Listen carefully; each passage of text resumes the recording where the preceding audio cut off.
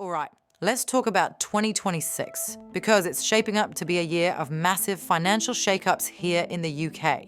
We're talking everything from a new fee for your holidays in the EU to a huge boost for families on benefits. We're going to break down the 15 key money changes you absolutely need to have on your radar. Let's get you ready. So here's how we're going to break it all down for you. We'll start with a quick preview of the year, then we'll walk through it chronologically. The winter squeeze, a major overhaul in the spring, the key changes coming in autumn, and then we'll finish up with some of those longer-term adjustments you'll want to know about. Okay, so let's set the stage.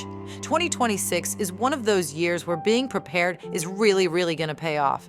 There's a whole host of financial changes coming down the line, and they're going to affect your taxes, your pension, your bills, even how you plan your holidays.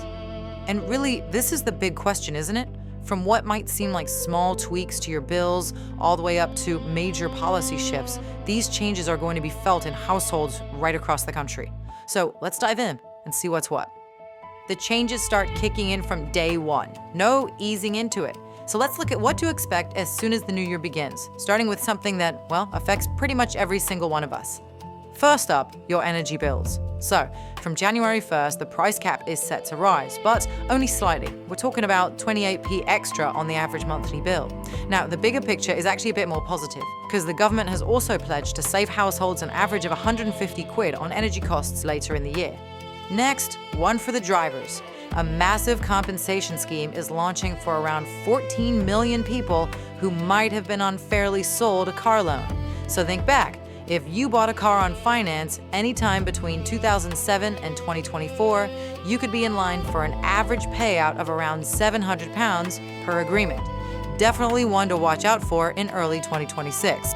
Okay, let's turn to spring, because April is when the biggest wave of financial updates really hits. As the new tax year kicks off, this is when you're probably going to feel most of the changes. Yep, it's that time of year again. April means the annual round of bill hikes. It's almost a tradition, right? So you can expect to see your council tax and water charges go up, and most likely your broadband, mobile, and TV license bills will follow suit. But listen, it's not all about rising costs. April 1st actually brings some really welcome news for workers. The national living wage for anyone over 21 is going up to £12.71 an hour. You know, for a full-time worker, that's an extra £1,500 in your pocket over the year. And there are some pretty significant boosts for younger workers and apprentices too. And what's really interesting here is the difference in how state support is going up. You can see the state pension is rising by 4.8%. That's tied to average earnings growth. But then you look at benefits, and they're rising by 3.8% linked to the inflation figure from back in September. This chart just shows that gap really clearly. Okay, this is a huge policy change. From April, the 2-child limit on benefits is being completely removed. The government is predicting this will lift 450,000 children out of poverty. I mean, that's a massive number. This change is going to directly benefit around 560,000 families, and they're expected to see their awards go up by an average of over £5,300 a year. Right, attention, all sole traders and landlords. If your income from self-employment or property is over £50,000, you have to switch to the new Making Tax digital system from April 6th. This means digital records, digital submissions, the whole shebang. Experts are basically shouting from the rooftops to get your software sorted and start trialing it now to avoid any headaches or penalties later. And just 2 final tax changes for April. First, that tax relief for homeworking costs, that's being scrapped. And second, after months of protests, the rules on inheritance tax for farmers are changing, with the full relief threshold for agricultural assets rising all the way up to £2.5 million. Moving into May, the new Renters' Rights Act comes into play in England, and it brings some pretty significant new protections. Landlords will only be able to hike the rent once a year, those awful bidding wars for properties will be banned, and fixed-term contracts are being replaced with much more flexible rolling tenancies. Okay, with the big spring overhaul covered, let's look ahead to the second half of 2026.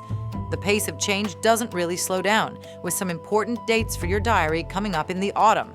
Things that affect travel, health, and family support. All right, drivers, this one's for you. That little bit of relief at the pump we've had for a while is coming to an end. The 5p per liter cut in fuel duty, which has been around since 2022, is going to start being phased out from the 1st of September. And this just sums it up perfectly. As Simon Williams from the RAC points out here, everyone was glad the freeze got extended, but the key phrase is short-lived. That relief is temporary, and costs at the pump are set to gradually climb back up. September also brings some absolutely fantastic news for families. The eligibility for free school meals in England is being expanded in a big way. It's now going to include every single pupil from a household that's on universal credit.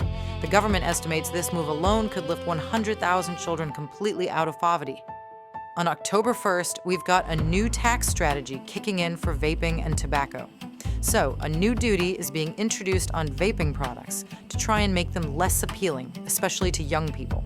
But at the very same time, tobacco duty is getting an extra hike to make absolutely sure that smoking stays the more expensive option.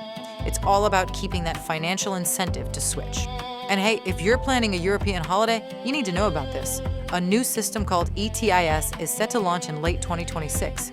It means that UK travelers will need to go online, apply, and pay a €20 fee before visiting 30 countries, including all the popular spots like Spain, France, and Italy.